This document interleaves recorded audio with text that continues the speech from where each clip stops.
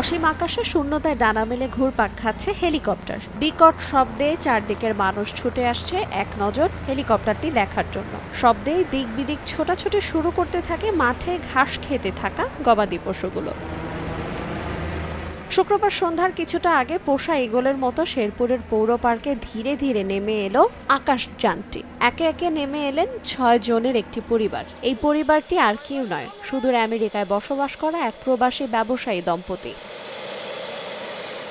যুক্তরাষ্ট্র থেকে প্রায় ৩২ ঘন্টা যাত্রা শেষ করে দেশে আসেন হাশেম রাজিয়া দম্পতি। সড়ক পথে ভোগান্তি এড়িয়ে দ্রুত সময় বাড়ি পৌঁছাতে এবং সন্তানদের মনের ইচ্ছা পূরণে ঢাকা আন্তর্জাতিক বিমানবন্দরে হেলিকপ্টারে চেপে বসেন তারা। পাখির মতো উড়ে চলে আসেন নিজ জেলায়। আমারও অনেক ভালো লাগতেছে যে আমার ফ্যামিলিকে ঢাকা থেকে এ পর্যন্ত আমি হেলিকপ্টারে আনতে পারছি। হেলিকপ্টার দিয়ে এখানে নিয়ে আসছে সবাই, আমাদের কাছের লোক, আমার বাবা মা, ভাই বোন, শ্বশুর, সবাই।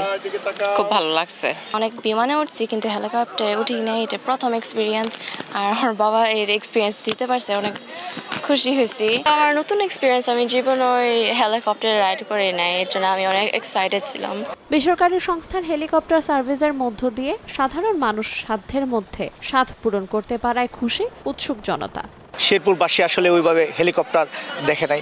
হেলিকপ্টারে আসলে কাছ থেকে আসলে কিভাবে অনুভূতিটা কি হয় এটা আসলে অনেকেই বলতে পারবে না। খুবই আনন্দ লাগছে, যেটা আসলে ভাষায় প্রকাশ করার জন্য না, আমার চোখের পানি এসে উঠছে যে আমি এত আনন্দিত। প্রাইভেট এভিয়েশন হওয়াতে আমাদের জন্য সুবিধা হয়েছে।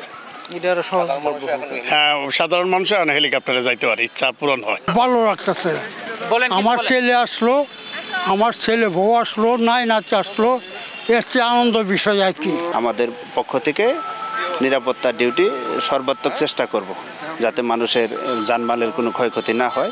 দীর্ঘ ২২ বছর যাবৎ রেমিটেন্স যোদ্ধা দম্পতি যুক্তরাষ্ট্রে বসবাস করছেন এবং সেখানে নিজ প্রতিষ্ঠানে বেশ কয়েকজন বাংলাদেশের কর্মসংস্থানের ব্যবস্থাও করেছেন তারা। সময় সংবাদ, শেরপুর।